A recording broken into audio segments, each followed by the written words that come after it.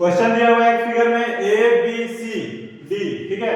तो ए बी सी एक बड़ा सा त्रिभुज है जिसमें ये लंब जो दिया हुआ है इसका मान दिया हुआ है ए और जो कर्ण दिया है उसका मान दिया हुआ है बी।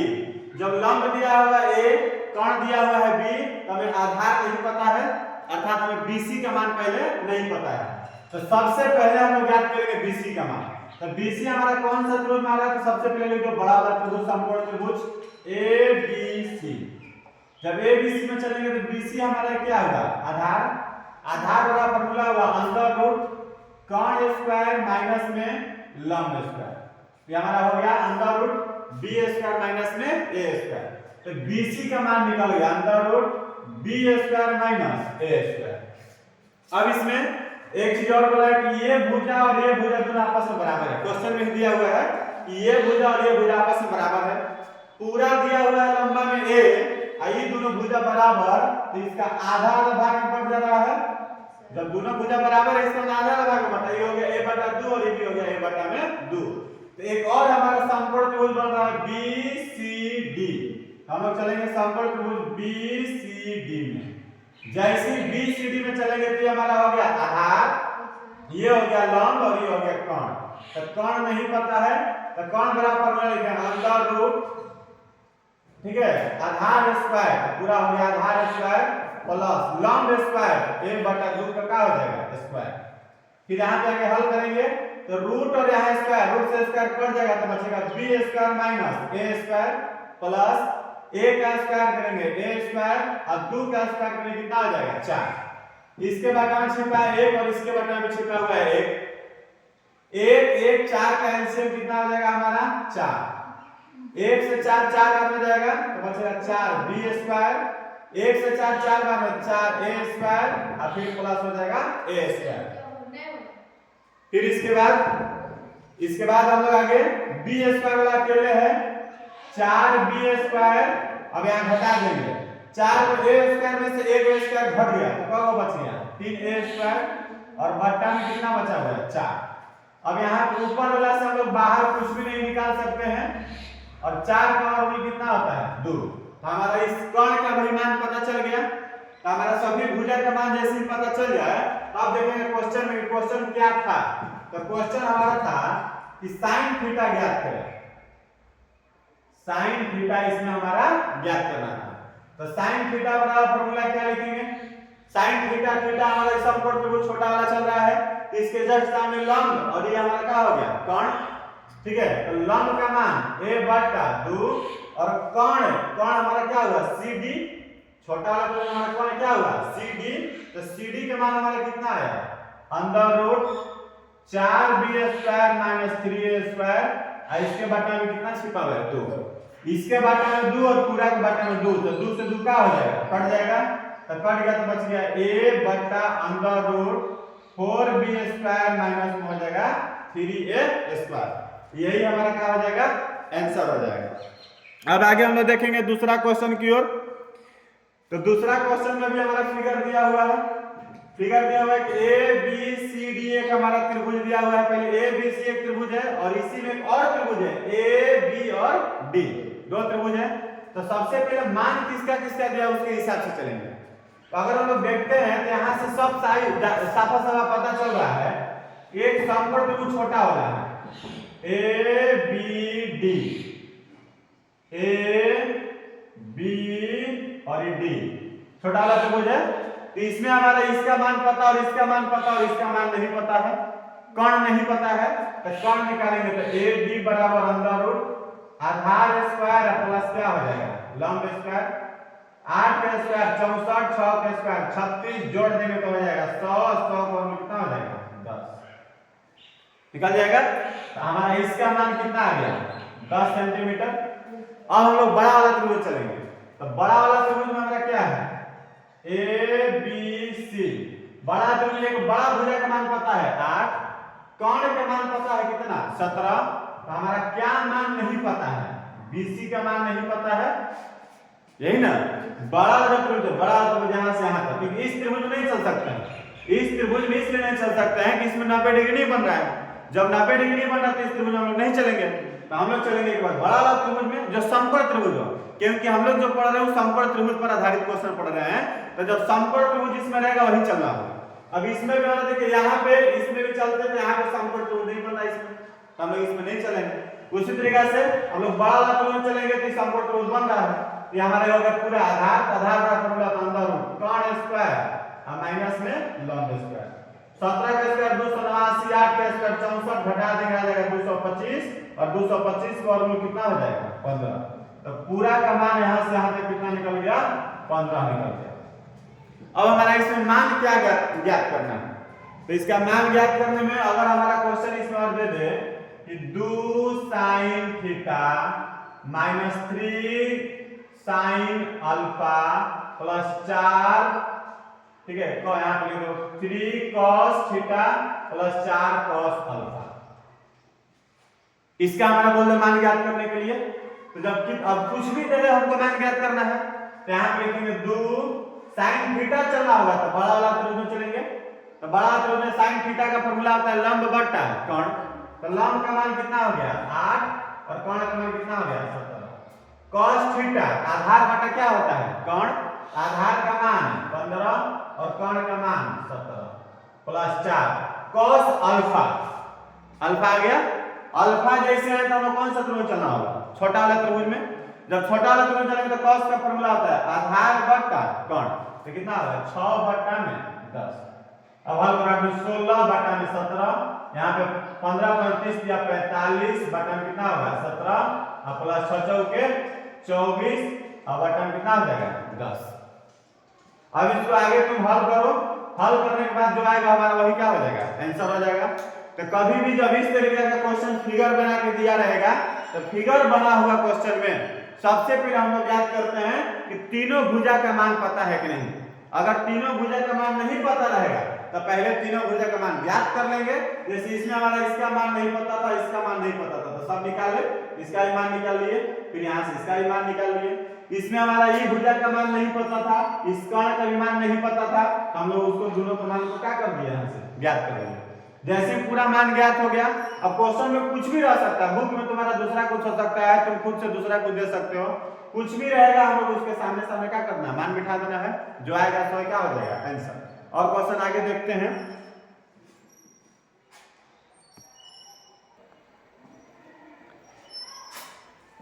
ये जो थोड़ा सा लास्ट वाला पर्सन है ये थोड़ा सा कट गया था, तो इसको अब अच्छा से ध्यान से देख लीजिए। हमारा जो क्वेश्चन था 2 sin theta minus 3 cos theta plus 4 cos alpha, वही हम लोग सामने सामने मान बिठाए। जैसे 2 sin थीटा चले तो थीटा के सामने लंब 8 और कौन हो गया कितना 17, 3 cos थीटा तो cos थीटा में चलेंगे तो आधार 15, कौन कितना हो गया 17 प्लस 4 cos अल्फा, अल्फा हो गया तो छोटा वाला त्रिभुज चलेंगे, तो छोटा वाला में चलेंगे तो cos का फल होता है आधार बटा कौन, तो 6 बटा कितना हो गया 10, फल की दाढ़ 16 15 45 24 बटा में जो था उसको लिख दिए। अब इसको आगे डॉट डॉट कर दिए, इसका मतलब आप अपने आप से हल कीजिए, क्योंकि बाटा हो जोड़ घटा है, तो जोड़ घटा हमको बताने की जरूरत नहीं है।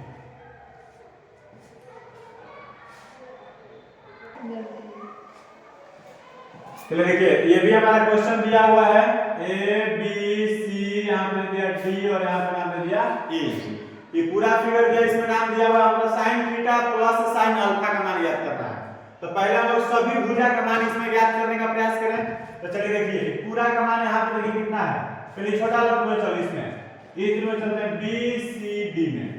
जैसे बी सी डी में चलते हैं तो हमारा यहाँ पे 90 डिग्री है, 3 नहीं 5, ये कितना हो जाएगा 4 हो जाएगा, क्योंकि हमारा आ गया लंब, लंब बराबर होता है अंदर रूट कर्ण स्क्वायर माइनस में क्या होता है आधार स्क्वायर, क्या हो जाएगा कितना 5 5 25 और 9, 25 में से 9 हटाने कितना आ जाएगा 16, 16 9 कितना 4। अब बताइए ये जब इतना 4 हुआ तो यहां से यहां आएंगे तो ये भी कितना हमारा होगा 4 होगा। जैसे हमारा ये यहां से यहां तक 3, तो यहां से आप ये भी मान कितना हो जाएगा 3। हल करते हैं। अब देखिए पूरा यहां से यहां तक का मान कितना दिया हुआ है 8, इस 8 में ये कितना हो गया 4, ये वाला भी मान कितना हो जाएगा 4। बताइए 3 नहीं 4, ये कितना हो जाएगा 5, निकल गया सभी भुजा का मान। तो हमें चाहिए sin थीटा, तो थीटा के जड़ सामने क्या होता है फॉर्मूला लंब हो गया लंब बटा में कोण। sin अल्फा, अल्फा के जड़ सामने क्या होगा लंब होगा अल्फा के जस्ट सामने लंब और ये क्या होगा कर्ण, तो 4/5 5 5 कैल्शियम 5 3 + 4 हो गया 7/5, तो ये हमारा हो जाएगा आंसर। ये देखिए क्वेश्चन एक दिया कि एबीसी एक समकोण त्रिभुज है जिसमें बीडी जो लंब है किस पे लंब है एसी पर है। एबीसी एक समकोण त्रिभुज में बीडी जो लंब है किस पे लंब है एसी पर, तो कह रहा है cos थीटा और sin अल्फा का अलग अलग मान ज्ञात कीजिए। तो सबसे पहले हम लोग इसमें क्या करते हैं कि देखो क्वेश्चन है इसमें सेंटीमीटर सेंटीमीटर नहीं दे रहा, ध्यान देना है। तो सबसे पहले चीज हम लोग क्या करें कि ये 5 ये 12 ये पूरा अगर हम लोग निकालते हैं तो इसका मान पूरा का कितना हो जाएगा 13 हो जाएगा, निकल सकता है पूरा का मान 13, क्योंकि कैसे निकालेंगे देखिए AC बराबर अंडर रूट आधार स्क्वायर प्लस का हो जाएगा लंब स्क्वायर 12 × 144 25 जोड़ देंगे 169 और 169 दोनों में कितना हो गया 13। मान लिख सकते हैं सेंटीमीटर हो चाहे कुछ भी, मान लीजिए यहाँ पे इकाई के रूप में है से भी दिया होगा, तो AC का मान हमारा कितना आ गया 13। अब हमें मान चाहिए इसमें AD का और इसमें मान चाहिए CD का। तो इसको बनाने का दो तरीका है, दोनों तरीका हम बता लेते हैं। सबसे पहले हम लोग जब चलते हैं तो एक छठा चैप्टर में चैप्टर 6 में, ठीक है, चैप्टर 6 में समरूप का नियम पढ़ना है। चैप्टर 6 में कौन सा नियम पढ़ना है समरूप त्रिभुज। तो इसमें हमारा क्या होता है जब समकोण त्रिभुज हो और उसमें 90 डिग्री वाले के जब सामने लंब डाला जाता है तो त्रिभुज जो होता है वो सब समरूप होता है। कौन कौन त्रिभुज समरूप होता है देखिए, एक त्रिभुज होता है ABC बड़ा वाला त्रिभुज और इसके साथ छोटा वाला त्रिभुज है ABD, दोनों त्रिभुज आपस में क्या होता है समरूप। अब इसमें ये जो त्रिभुज होता है त्रिभुज ABC समरूप त्रिभुज होता है BC और D। मतलब कि जब 6 चैप्टर पढ़िएगा तो 6 चैप्टर में आपको दिखाया गया है, बताया गया है और सिद्ध भी कराया जाएगा कि ये जो छोटा वाला त्रिभुज है इस बड़ा वाला त्रिभुज के समरूप होता है, ये जो छोटा वाला त्रिभुज है वो बड़ा वाला त्रिभुज के क्या होता है आपस में समरूप होता है। और समरूप जब त्रिभुज होता है तो समरूप त्रिभुज की भुजाएं समानुपाती होती है, थ्योरी है थोड़ा सा समझने में दिक्कत होगा। तो समरूप त्रिभुज की भुजाएं क्या होती है समानुपाती, तो समानुपाती होते इसमें देखिए कैसे लेते हैं समानुपाती में 90 के जस्ट सामने लीजिए तो हमारा क्या हो जाएगा यहाँ पे इस बड़ा वाला त्रिभुज में चलेंगे और सबसे पहले तो बड़ा त्रिभुज तो 90 के जस्ट सामने मिलेगा AC, तो इसका जस्ट 90 के सामने क्या मिलेगा AB और बराबर करेंगे। जब 90 के सामने लिए तो फिर लेंगे लंब, तो बड़ा वाला का लंब क्या होगा AB और छोटा वाला का लंब क्या होगा AD। अब मान बिठाइए AC का मान 13, AC का मान कितना है 13, AB का मान कितना है 5 और यहाँ पे क्या हो गया AD। बताइए इसमें AD यहाँ से कितना निकल गया, AD जब निकालेंगे तो इधर आ जाएगा तो 25 और बटा में कितना आ जाएगा 13 निकल गया AD का मान। जस्ट उसी तरीके से इसमें भी चलेंगे, इसमें चलेंगे तो देखिए क्या इसमें भी वही चीज करेंगे। यहाँ पे चलिए इसमें चलेंगे जब बड़ा वाला त्रिभुज क्या है AC 90 के जस्ट सामने लगा होगा AC, इसके जस्ट 90 के सामने क्या होगा BC। अब इसमें चलेंगे तो वो मिलेगा आधार के रूप में CD, इसमें आधार के रूप में क्या मिलेगा यहाँ फिर से पहले कहाँ चले बड़ा वाला त्रिभुज, बड़ा वाला त्रिभुज में क्या मिला है AC, तो छोटा वाला त्रिभुज में चले 90 के जस्ट सामने क्या मिला BC। तब फिर आप छोटा वाला त्रिभुज में चलेंगे, ठीक है, तो इसमें पहले बड़ा वाला त्रिभुज चलेंगे तो आधार में क्या हो गया BC। सबसे पहले इसमें चलते हैं बड़ा त्रिभुज फिर छोटा त्रिभुज, तो यहाँ फिर चलेंगे बड़ा, तो बड़ा वाले लिए आधार, इसका भी आधार हमारा क्या हो जाएगा CD। अब मान बैठे AC का मान कितना है 13, BC का मान कितना है 12, फिर BC का मान 12, CD नहीं पता है तो CD बराबर निकालो 12 बटा कितना आ जाएगा 144 और बटा में कितना हो जाएगा 13, तो CD का मान आ गया 144 बटा में 13। इसमें सभी का मान ज्ञात हो गया।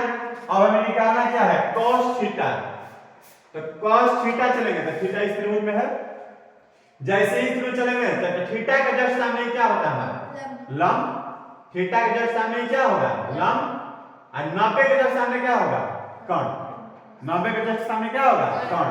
तो फार्मूला होता है cos थीटा का फार्मूला आधार बटा कर्ण, cos थीटा का फार्मूला क्या होता है आधार बटा कर्ण।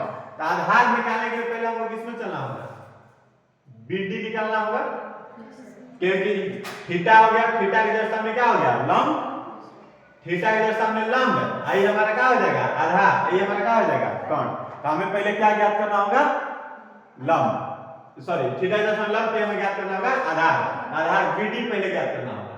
तो BD ज्ञात करने के लिए देखिए क्या करेंगे, BD तीसरे में चलेंगे, तो ये हमारा हो गया क्या आधार, आधार बड़ा फॉर्मूला था अंडर रूट कोण स्क्वायर 5 का स्क्वायर माइनस लंब स्क्वायर AD, यही ना है, AD का मान कितना है 25/13 का स्क्वायर, 25 25 पे 625 13 13 100 कितना हो जाएगा 69, आ जाएगा 169। फिर इसके बाद इसको हल करेंगे, इसके बाद हम कितना छिपा हुआ है 1 और 169 को निकालेंगे तो कितना आ जाएगा LCM 169 में 25 से गुना करो आ जाएगा शायद 4225, गुना कर देख लेते हैं, 9 5 45 5 4 24 6 5 30 से 4 34 5 3 8 9 2 18 6 2 12 1 13 2 1 3 5 8 4 2 से 1 8 3 11 2 से 1 4225, फिर माइनस यहाँ हो गया 625, अब घटाइए 4225 में से कितना घटाना होगा 625 होगा, अब इसमें 625 घटाओ, 5 में 5 गया 0, 2 में से 2 गया 0, फिर यहाँ बच गया कितना 12, 12 में से 6 गया 6, यहाँ कितना बच गया फिर 3, तो 3600 बटा में 169, 3600 का वर्ग में कितना हो जाएगा 60, 69 वर्ग में कितना हो जाएगा 13। अब हमें निकालना है cos थीटा, तो cos थीटा का फॉर्मूला आ जाएगा आधार बटा में कोण, यही होगा, आधार हमारा क्या होगा BD, तो BD का मान कितना आ गया 60 बटा में 13 और कोण का मान कितना आया 5, अभी कट जाएगा 12 5 7, तो कितना है 12 बटा में 13। अब जस्ट उसी तरीके से इसमें भी हम लोग निकाल लेंगे, sin अल्फा चाहिए तो इसमें निकालने की जरूरत नहीं है, अल्फा के जस्ट सामने क्या हुआ लंब और ये क्या हुआ कोण, तो sin अल्फा बराबर क्या लिखेंगे sin अल्फा बराबर हो गया लंब, इसके जस्ट सामने वाला लंब, तो CD निकाला है ना, CD कितना है 144 बटा में 13 और कोण का मान कितना है 12, तो 12 बटा 144, तो कितना आ गया 12 बटा में 13। याद रखिएगा हमारा मान कितना है cos थीटा का मान कितना है 12 बटा में 13, sin थीटा का मान कितना है 12 बटा में 13। एक और इसका तरीका क्या है, किस तरीके से बनाएंगे इसको हम साफ कर देते हैं, देखिए इसको और हम लोग बनाने के लिए क्या करेंगे कि एक समकोण त्रिभुज हमारे दो बार त्रिभुज का क्षेत्रफल लिखो, त्रिभुज ABC का क्षेत्रफल फिर बराबर त्रिभुज ABC का क्षेत्रफल, दोनों त्रिभुज का क्षेत्रफल हम लिख सकते हैं क्योंकि त्रिभुज का क्षेत्रफल आपस में क्या होता है बराबर होता है, जैसे त्रिभुज का क्षेत्रफल आपस में बराबर है तो हम लोग इसको एक बार लिया आधार और इसको क्या ले लिया लंब, तो लीजिए 1/2 गुना आधार का मान 12 लंब का मान 5, फिर इसी त्रिभुज में चलो 1/2 गुना आधार, बताइए इसमें आधार ही हो सकता है एक बार, त्रिभुज वही है तो इस पे लंब डाला गया है तो इससे क्या हो गया हमारा आधार, आधार कितना हो गया 13, आधार का मान हमारा कितना निकला हुआ 13 और इस पे लंब क्या हो गया हमारा BD, लिख लो, तो हमारा त्रिभुज का क्षेत्रफल 1/2 गुना आधार गुना ऊंचाई, त्रिभुज का क्षेत्रफल 1/2 गुना आधार गुना ऊंचाई, 1/2 से 1/2 यहाँ पे सीधे सीधे कट जाएगा, यहाँ हो गया 12 5 60 बटा में कितना हो गया 13, तो BD बराबर कितना आ गया 60 बटा में 13, BD का मान निकला 60 बटा में कितना 13, यही है BD। अब देखिए BD का मान आया 60 बटा 13 और यहाँ भी BD का मान हमारा आया 60 बटा में 13, इस तरीके से ही बन गया, ऐसे ही बन गया। हमें निकालना था cos थीटा, बताइए cos थीटा का फॉर्मूला, थीटा के जस्ट सामने क्या होता है लंब और 90 के जस्ट सामने क्या होता है कोण, 90 के जस्ट सामने लगा बोलते हैं कोण और थीटा के जस्ट सामने लगा बोलते हैं लंब, तो ये हमारा क्या हो गया आधार, तो BD हमारा हो गया आधार, तो हमारा फॉर्मूला ना आधार, आधार का मान 60 बटा में 13, कोण का मान 5, 12 5 60 12 बटा में 13 हो जाएगा। अब इधर ध्यान दीजिए BD हमारा निकल गया, BD निकल गया, अब इस त्रिभुज में चलेंगे तो हमें क्या पता है BC का मान पता है, BD निकलेगा, हमें इसमें चाहिए क्या CD, तो CD निकालने के लिए क्या कर सकते हैं, तो जब इस त्रिभुज में चलेंगे समकोण त्रिभुज BCD में छोटा सा दोनों चलेंगे तो ये हमारा क्या हो गया, CD नहीं पता है ना इसमें, तो CD नहीं पता तो CD बराबर क्या लिखेंगे, एक तरह से मान लो इसको क्या अल्फा के जस्ट सामने है तो क्या हुआ लंब, लंब नहीं पता है तो लंब बराबर लिखेंगे अंडर रूट कर्ण स्क्वायर और माइनस में आधार स्क्वायर, आधार हुआ BD और BD का मान कितना है 60/13। अब यहाँ पे हल कीजिए 12 बार 100 44 36 100 और 169 हो जाएगा। अब यहाँ पे हल करेंगे तो इसके बटा में कितना छिपा हुआ है 1, ये ना होगा क्योंकि इसके जस्ट सामने हो गया कर्ण, कर्ण का स्क्वायर माइनस में क्या हो जाएगा इसका लंब का आधार का स्क्वायर। अब इसको हल करेंगे 169 144 वर्गमूल हो गया 169, वर्गमूल कितना हो गया, सॉरी एलसीएम कितना हो गया, एलसीएम इसको निकालते हैं, एलसीएम कितना हो गया 169 में 144 से गुणा कीजिए, 169 में कितना गुणा करना है 144 से 9 36 24 3 27 और 4 2 6 9 का 36 फिर यहाँ पर हो जाएगा 676 यहाँ पर हो गया 9 6 1 जोड़ो 6 7 6 13 का 3 हासिल 1 तो 7 7 14 14 और 9 23 6 6 12 13 14 एक एक कितना हो गया 2 तो गुना करने पर आ गया हमारा 24336 और फिर माइनस हो गया 3600। अब इसको घटाइए 36 फिर यहाँ पे हो गया 3 3 में से 6 नहीं घटेगा तो कितना बचेगा 3 में से 6 नहीं घटेगा तो यहाँ पे हो गया 13 13 में से 6 गया तो कितना हो गया 7 यहाँ बचेगा कितना फिर 3 में से 3 घट गया कितना बचेगा 0 फिर यहाँ बच गया 2 फिर हो गया 169। एक बार फिर से गुना चेक कर लेते हैं 9 36 का 6 हासिल 3 6 24 3 27 की 3 हासिल 2 4 और 2 6 फिर यहाँ पे भी 4 से गुना करना है तो हो गया 676 फिर 169 जोड़ देंगे 6 713 के हासिल 1 714 और 9 23 23 के 3 हासिल 2 612 14 के 4 हासिल 1 और 1 1 2 कितना हमारा आ रहा है 20736 बटा में 169 और यहाँ पे क्या निकालना होगा वर्गमूल। अब इसका वर्गमूल निकालेंगे, इसका वर्गमूल कितना होता है, इसका वर्गमूल कितना आएगा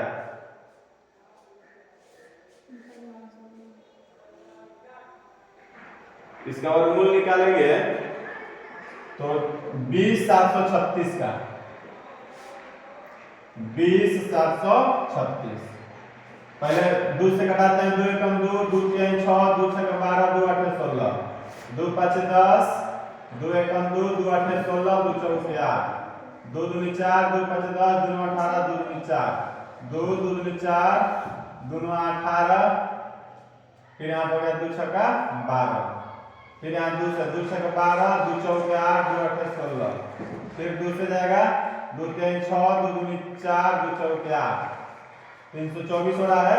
देखिए 2 में से बाहर निकला 2 फिर 2 में से बाहर निकला 2 फिर 2 में से बाहर निकला 2 और 324 को हमें कितना पता है 18 324 को कितना होता है 18 तो 2 दूनी के 4 4 दूनी के 8 होगा 8 18 18 के कितना होता है 144 ठीक है 18 के कितना 144 इतना करो 144 होगा अब बटा में कितना आ जाएगा 13 144 बटा कितना आ गया 13। अब देखिए CD का मान आया 144 बटा 13 वही यहाँ CD का मान आया होगा CD का मान 144 बटा में 13 है तो हम निकाल देंगे साइन थीटा तो साइन थीटा यहाँ से क्या निकालना साइन अल्फा सॉरी यहाँ पे अल्फा निकालना था ना साइन अल्फा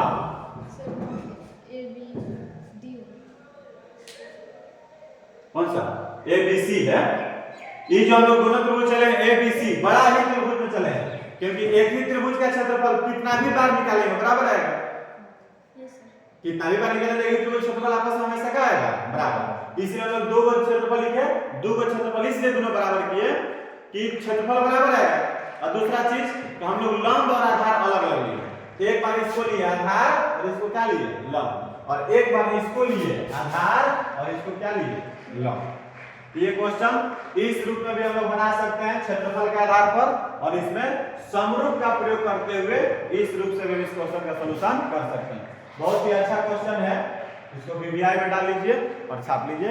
एक बार में समझ में नहीं आएगा तो एक बार दो बार वीडियो देखिए और रिवीजन कीजिए, समझ में आ जाएगा। क्योंकि क्षेत्रफल वाला विधि बहुत आसान है, ये विधि में थोड़ा सा प्रॉब्लम होगा क्योंकि हम लोग समरूप अभी पढ़े नहीं है, इसलिए क्षेत्रफल का प्रयोग कीजिए। क्षेत्रफल दोनों का बराबर मान बिठाइए, निकल जाएगा BD।